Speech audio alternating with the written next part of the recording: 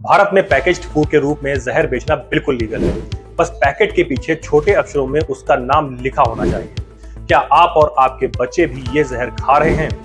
क्या आप जानते हैं कि जो पैकेट बंद खाना आप अपने परिवार को हेल्दी समझकर खिला रहे हैं, वही खाना अगर यूरोप या अमेरिका में बेचा जाए तो वहां की सरकारें उसे बैन कर देंगी। जी हाँ, दुनिया की बड़ी बड़ी मल्टीनेशनल कंपनियां जो प्रोडक्ट्स विदेशों में बेचती हैं, उनके इंग्रेडिएंट्स अलग होते हैं और जब वही प्रोडक्ट भारत में आते हैं तो उनका फॉर्मूला बदल जाता है। सवाल ये है कि क्या भारतीयों की सेहत विदेशी लोगों से कम कीमती है और हमारे देश की फूड सेफ्टी अथॉरिटी इस पर क्या कर रही है? नमस्कार दोस्तों, मेरा नाम है हिमांशु और आप देख रहे हैं दैनिक जनमंच। आइए इसे हवाई बातों से नहीं बल्कि ठोस फैक्ट्स के साथ समझते हैं। फैक्ट नंबर 1, हाल ही में स्विस संस्था पब्लिक आई की एक इन्वेस्टिगेशन रिपोर्ट सामने आई है। इस रिपोर्ट ने खुलासा किया है कि नेस्ले जो सेरेलैक ब्रिटेन और जर्मनी जैसे यूरोपीय देशों में बेचता है, उसमें 0 एडेड शुगर होती है, लेकिन वही नेस्ले जब भारत में 6 महीने के बच्चे के लिए सेरेलैक बेचता है तो उसकी हर सर्विंग में लगभग 6 ग्राम अतिरिक्त चीनी पाई जाती है। यानी विदेश में बच्चों के लिए हेल्थ और भारत में बचपन से ही डायबिटीज का रिस्क। फैक्ट नंबर 2 है भारतीय मसाले। अप्रैल 2024 में हांगकांग और सिंगापुर की फूड सेफ्टी अथॉरिटी ने भारत के मशहूर ब्रांड MDH और एवरेस्ट के कुछ मसालों पर बैन लगा दिया था। कारण यह था कि उनमें एथिलीन ऑक्साइड नाम का केमिकल लिमिट से ज्यादा पाया गया, जिससे कैंसर होने का खतरा होता है। लेकिन हैरानी की बात यह है कि जिन मसालों को विदेशों ने रिजेक्ट कर दिया, वे हमारे देश के बाजारों में धड़ल्ले से बिक रहे हैं।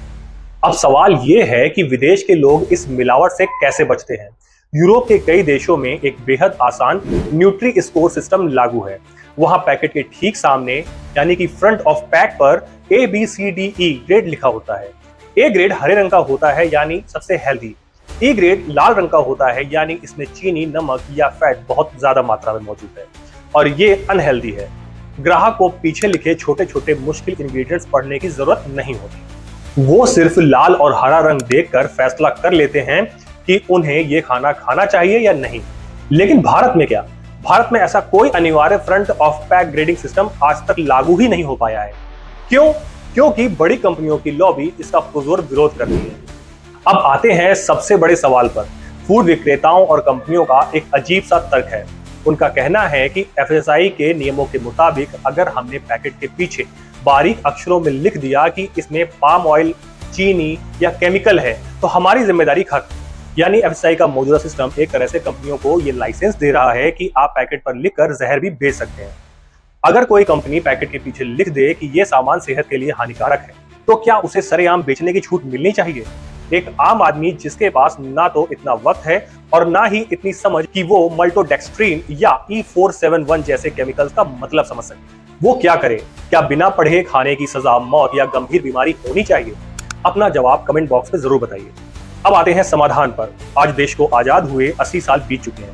हमें भारत को इस लीगल फूड एडल्ट्रेशन से आजाद करना होगा। समाधान बहुत सीधा है।